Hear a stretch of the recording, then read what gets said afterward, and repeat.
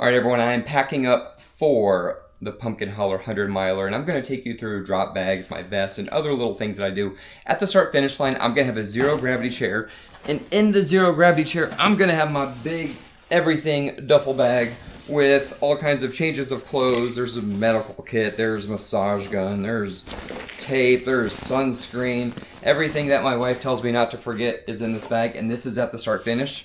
Also, we'll have some snacks in there as well. Also at the start, this will probably be in my Jeep, I have the Race is Over bag. In the Race is Over bag, it is the most comfortable clothes you can think of, slides, and I even have a towel in here because I think that they're showers. So be thinking of the end of your race, because when you finish running 100 miles, the last thing you want to do is dive through a suitcase to find out what to wear. Have this ready to go.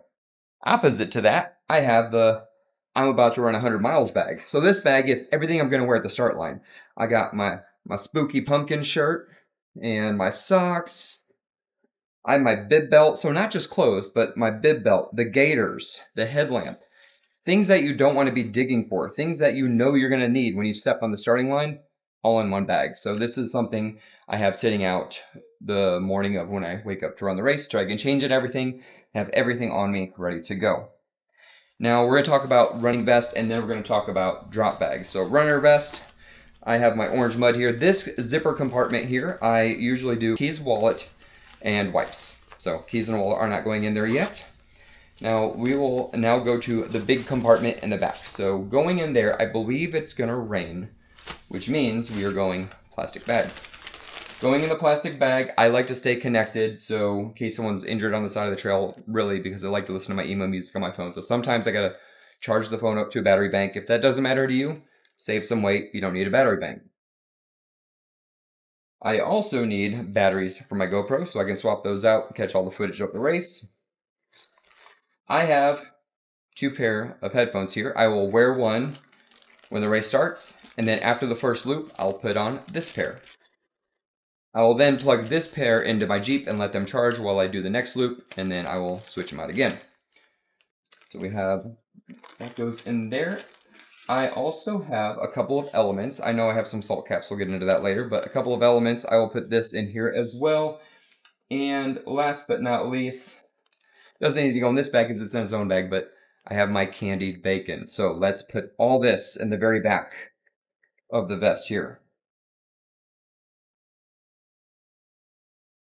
Now I'm also both a bladder and a bottle guy. So I have this bladder right here, and I will probably fill this up to about 1,600. And I'll have this in the back of my pack, and I will have my bottle. I drink my bottle, and then when my bottle is empty, I drink my reserve water. I always know there's no way I'm gonna run all the way through this before I get to an aid station. So I'm a bottle first, bladder backup kind of guy. So this will also go in the back of the bag whenever I fill it with water. So that is it for the back of the bag. Looking at the front here, we have the 2 pouches and the 2 pockets. This pocket has the bottle. This pocket has my phone and my camera. So both of these pockets are accounted for down here. Now looking up here, we have this pouch. This pouch here is everything I need to keep near and dear to my heart. Vaseline, salt caps,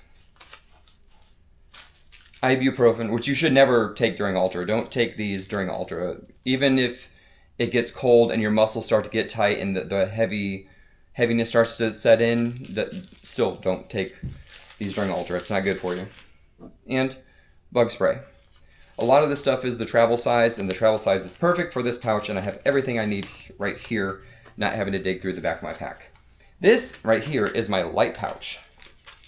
Now, I am not against, well, everyone I know has like expensive $50 headlamps.